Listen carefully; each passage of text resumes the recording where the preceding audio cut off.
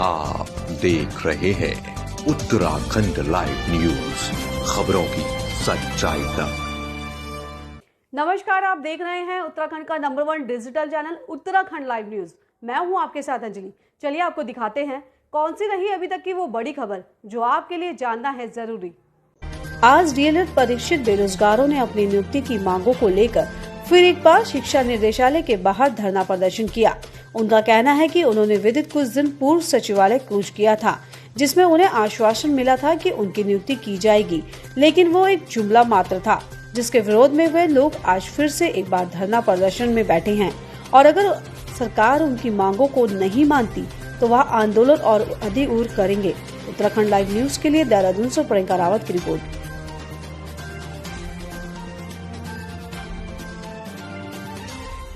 ये हमारा 6 तारीख से आज 26वां दिन है।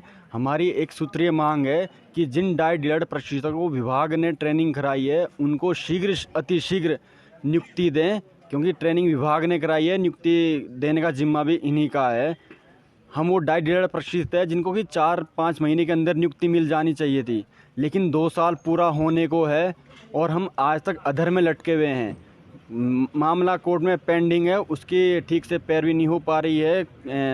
कल 1 तारीख सुनवाई है। हमारा अभी तक इससे पहले हम मुख्यमंत्री जी से और शिक्षा मंत्री जी से कई बार मिल चुके हैं। उन्होंने आश्वासन दिया है और जो हमारी मांग में भी एक था कि जो हमारा मामला कोर्ट में विचाराधीन है उसकी पैरवी एजी साहब करें। मुख्यमंत्री जी की तरफ से भी इसका आश्वासन मिला है कि एजी साहब सुनवाई करेंगे, आपका जो मैटर है वो कोर्ट में देखेंगे।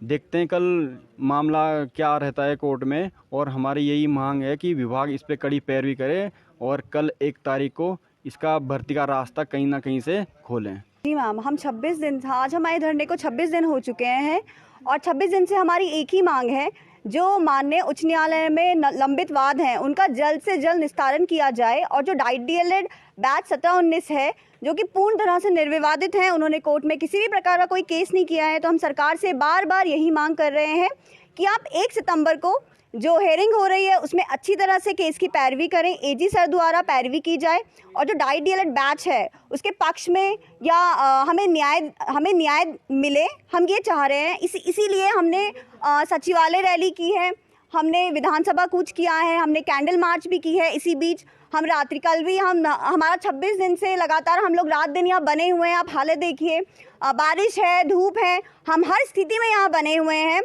और हम सरकार को ये बार बार चिता रहे हैं कि 1 तारीख को अगर हमारे हक में कोई फैसला नहीं होता है तो हम उसके बाद विवश हैं। सरकार के खिलाफ कोई बड़ा कदम हमें उठाना पड़ेगा, हमें एक बार फिर रोडों पे उतरना पड़ेगा, चाहे इसके लिए हमें उनका सरकार का पुतला फूंकना पड़े, हम कुछ भी करेंगे। क्योंकि अब मतलब हमने 2200 पद निकलवाने के लिए प्राथमिक शिक्षक भर्ती में तब भी हमने 40 दिन का धरना किया है।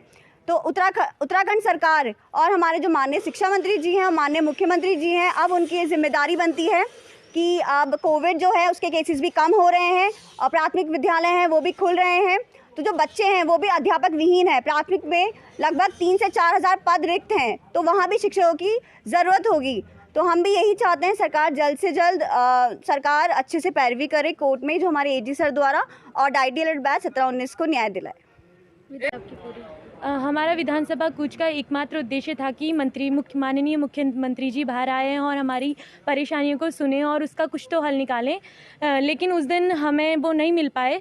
हमें उसके अगले दिन वो मिले थे और उनका आश्वासन हमें मिला। हम आभार व्यक्त करते हैं माननीय मुख्यमंत्री जी का और शिक्षा मंत्री जी का। उन्होंने सदैव हमें आश्वासन दिए हैं, लेकिन हमारा काम इस बार आश्वासन से नहीं चलेगा, इसलिए हम नहीं उठे उनके आश्वासन के बाद भी। हम इंतज़ार कर रहे हैं कल की तारीख का और उम्मीद करते हैं सरकार से कि उन्होंने जो भी हमें आश्वासन दिए हैं वो उनकी लाज रखेंगे और उस आश्वासन पर खरे उतरेंगे।